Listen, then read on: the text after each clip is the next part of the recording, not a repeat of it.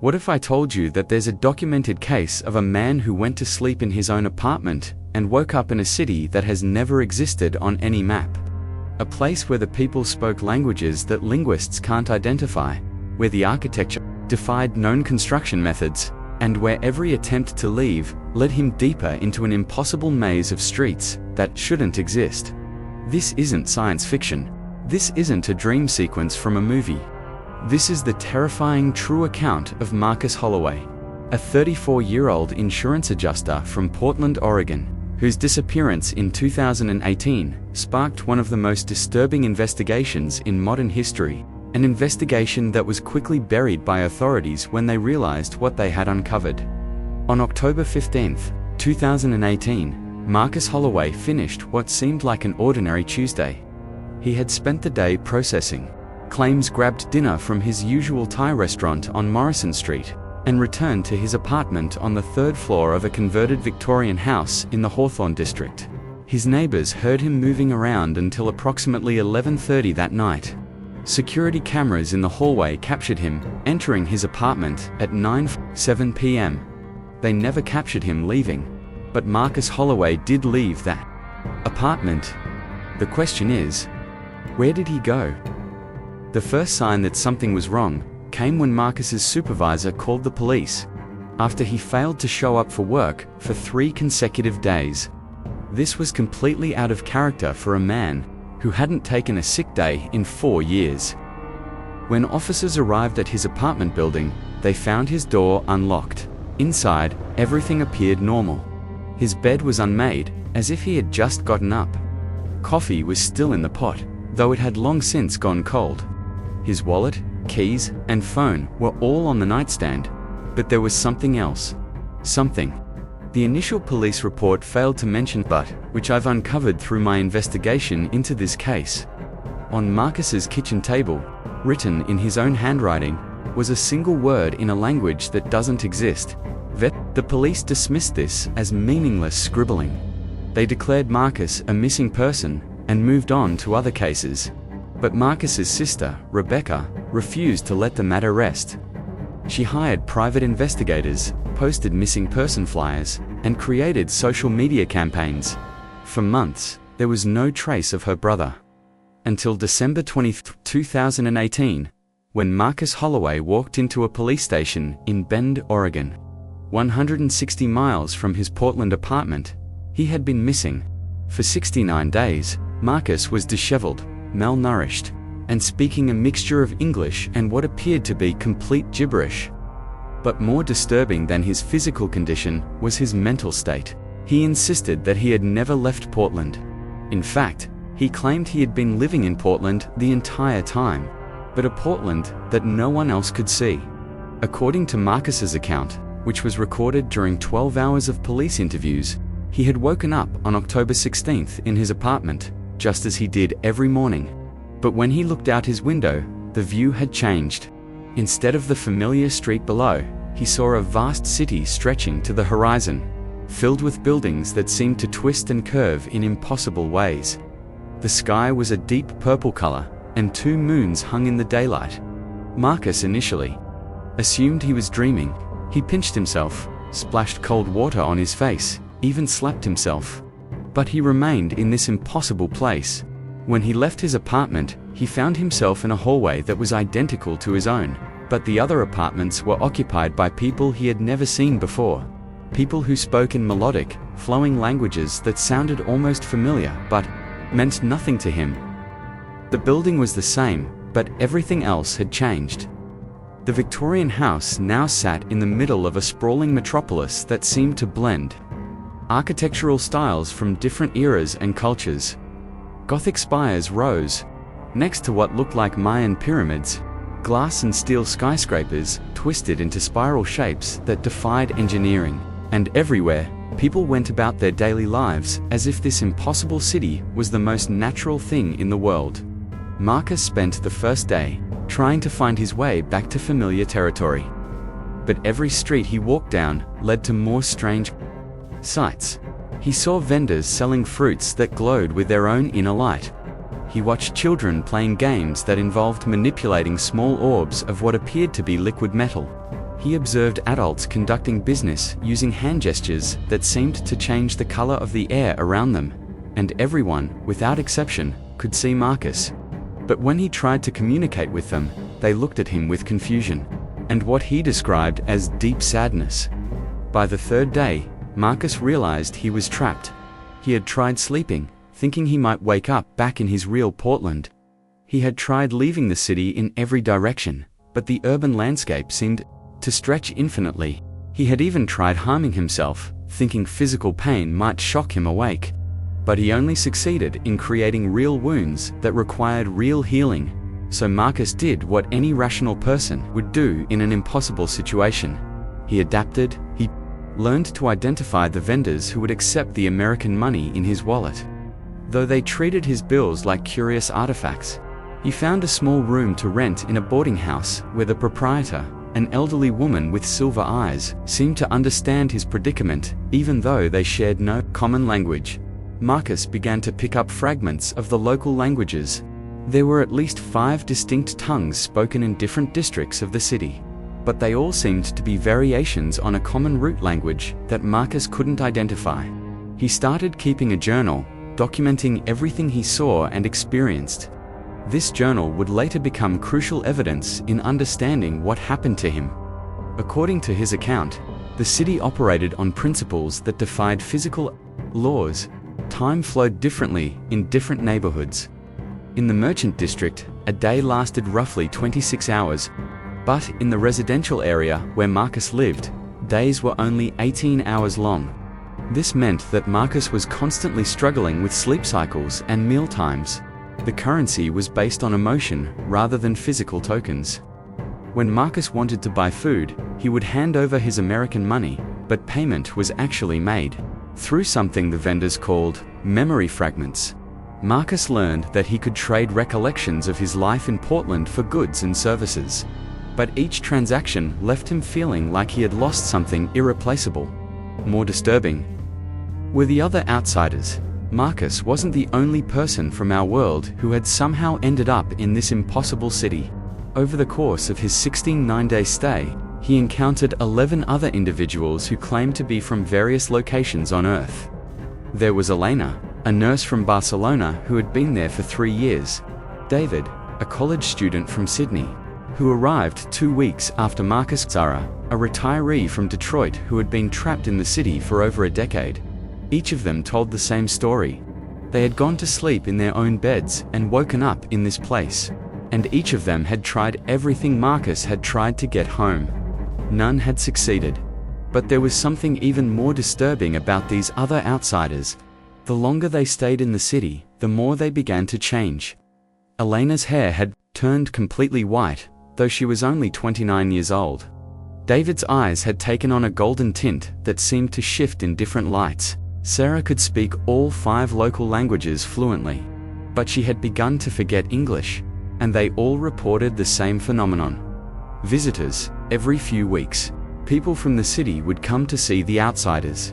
These weren't casual visits. The locals would sit quietly and stare at the displaced humans for hours, occasionally reaching out to touch their faces or hands.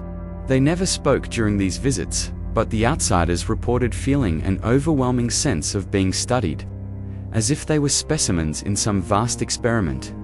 Marcus's journal describes one particularly disturbing visit that occurred. During his 7th week in the city, a group of children, none appearing older than 10, came to his room in the boarding house. They arranged themselves in a circle around his bed and began humming in perfect harmony. The sound was beautiful, but somehow wrong, as if it was coming from somewhere deeper than their throats. As they hummed, Marcus reported seeing visions of his life in Portland, but the memories were wrong.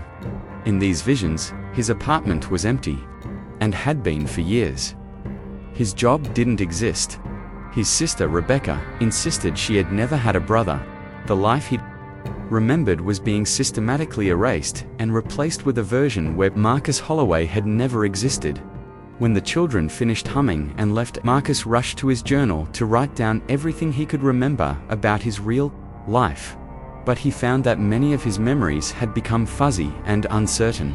He could no longer remember his mother's maiden name, The address of his childhood home was gone. Even his own birthday felt wrong when he tried to recall it. This was when Marcus realized the true horror of his situation. He wasn't just trapped in an impossible city, he was being slowly erased from his own reality. Marcus began to fight back against this erasure. He wrote obsessively in his journal, documenting every detail of his life in Portland that he could still remember. He forced himself to recite facts about his world, the names of presidents, the plots of movies, the lyrics to songs, anything that would anchor him to his original reality. But the visits from the locals became more frequent and more intense. Groups of adults began joining the children. They would surround Marcus and begin their humming sessions, and each time, more of his memories would become uncertain. Worse, he began to notice that his reflection was changing. His features were subtly shifting to match those of the local population. His brown eyes were developing flecks of silver. His square jaw was becoming more angular. The other outsiders warned him that this was how it always went. First, the memories faded. Then, the physical changes began. Eventually, the displaced person would become indistinguishable from the locals, and they would lose all desire to return to their original world. Elena, the nurse from Barcelona, could barely remember Spain. She spoke of it like a half-remembered dream. But Marcus refused to accept this fate. On his 60th day in the impossible city, he made a decision that would ultimately save him, though at a cost that would haunt him. For the rest of his life, he decided to kill one of the locals. Marcus had noticed that the city's inhabitants, despite their strange abilities and impossible technology, were physically vulnerable. They bled when cut. They cried when hurt. They died when killed. And Marcus theorized that their power over him and the other outsiders might be broken if one of them were to die violently. On the evening of his 60th day, Marcus followed one of the children who had been visiting him. A young girl, perhaps 8 years old, with silver hair and eyes that seemed too old for her face. She led him through winding streets to a park filled with trees that bore fruit made of crystallized light. The girl sat on a bench and began to hum the same melody that the visitors always used during their sessions with the outsiders. As she hummed, Marcus felt his memories of Portland beginning to fade again. This time, he couldn't remember his sister's name at all. Marcus approached the girl from behind. In his hand, he carried a kitchen knife he had stolen from the boarding house. The girl continued humming, apparently unaware of his presence. Marcus raised the knife, and that's when everything changed. The moment the blade touched the girl's skin, Marcus felt a sensation like being struck by lightning. The impossible city around him began to flicker and fade, like a television losing its signal. The girl turned to look at him, and in her ancient eyes, Marcus saw not anger or fear, but profound sadness. She spoke to him in perfect English, the first time any of the locals had used his language. "You don't understand what you're destroying." But Marcus didn't stop. He couldn't stop. The need to return to his world was stronger than any moral consideration. He drove the knife deep into the girl's chest. The moment she died, the impossible city vanished. Marcus found himself standing in the middle of a field in central Oregon, still holding the bloody knife. It was December 23, 2018, exactly 69 days after he had disappeared from his Portland apartment. He was 160 miles from home, malnourished and dehydrated, but alive and completely alone. Marcus walked to the nearest road and flagged down a passing car. The driver, a local rancher, took him to the police station in Bend, where Marcus told his incredible story. The police, understandably, didn't believe him. They assumed he had suffered some kind of psychotic break and had been living as a homeless person in the wilderness for the past 2 months, but Marcus still had his journal. 73 pages of detailed observations about the impossible city, written in multiple languages that linguistic experts later confirmed don't exist anywhere on Earth. The journal contained precise architectural drawings of buildings that couldn't be constructed with known engineering principles. It included detailed descriptions of technologies that violate fundamental laws of physics. Most disturbing of all, it contained accurate information about the other missing persons that Marcus claimed to have met in the city. Elena Busquets, a nurse from Barcelona, had been reported missing 2 months before Marcus disappeared. David Chen, a college student from Sydney, had vanished just 2 weeks after Marcus. Sarah Williams, a retiree from Detroit, had disappeared over 10 years. Earlier, all of these cases had been investigated by police, but no connections had ever been made between them. When authorities contacted the families of these missing persons and showed them Marcus's journal entries describing their relatives, the descriptions were accurate down to specific physical details and personal mannerisms that had never been made public. This was when the investigation took a much more serious turn. Federal agents became involved. Linguistic experts were brought in to analyze the unknown languages in Marcus's journal. The FBI quietly began investigating similar disappearances around the world, looking for patterns. What they found was terrifying. Over the past 50 years, there had been thousands of cases matching Marcus's disappearance, people vanishing from secure locations with no evidence of foul play, then reappearing months or years later with stories of impossible cities and lost time. Most of these individuals were dismissed as mentally ill and institutionalized. Their stories were buried in medical files and police reports. But when investigators began comparing these cases, patterns emerged. The disappeared individuals often described the same architectural styles in their impossible cities. They used similar words from the unknown languages. They all reported the same gradual erasure of their memories and the same slow physical transformation.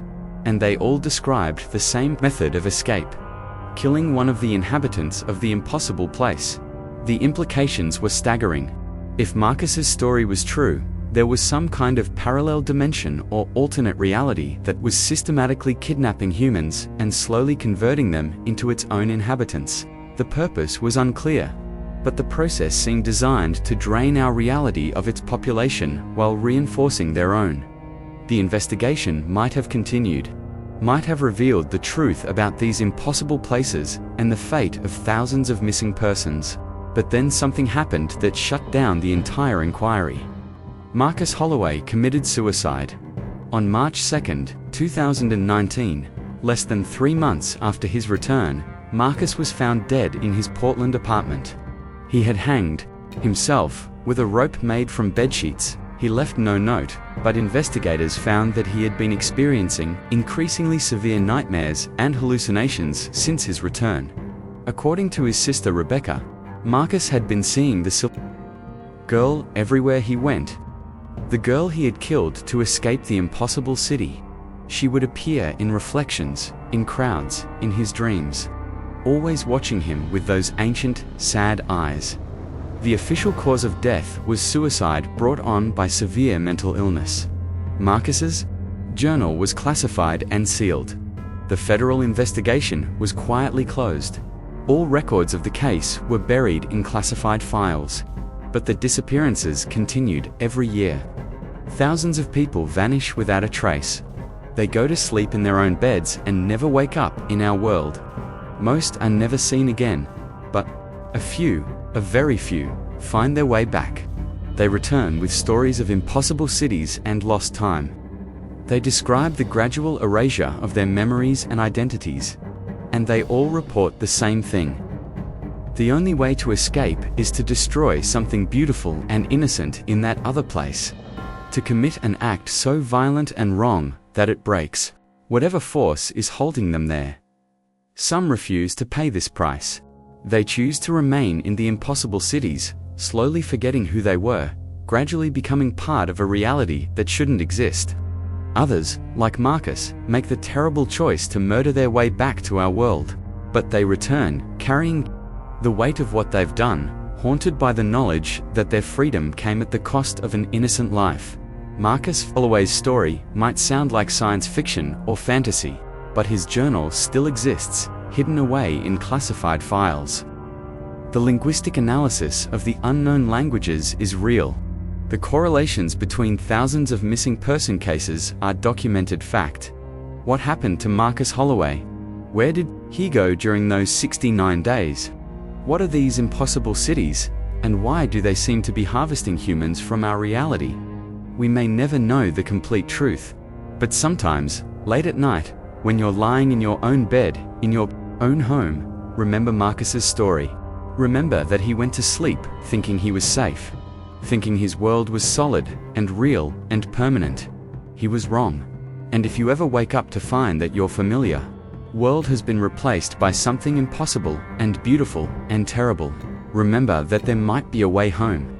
But ask yourself this: what price are you willing to pay for your freedom? And what will you do with the knowledge that your escape required you to destroy something innocent and irreplaceable? Because once you've crossed that line, once you've committed that act of violence to save yourself, you can never truly come home. You can return to your world, but you can never return to who you were before. You'll carry the weight of what you've done forever, haunted by the eyes of the innocent life you took. Marcus Holloway learned this truth too late. He escaped the impossible city, but he could never escape himself. In the end, the weight of his actions pulled him back into darkness.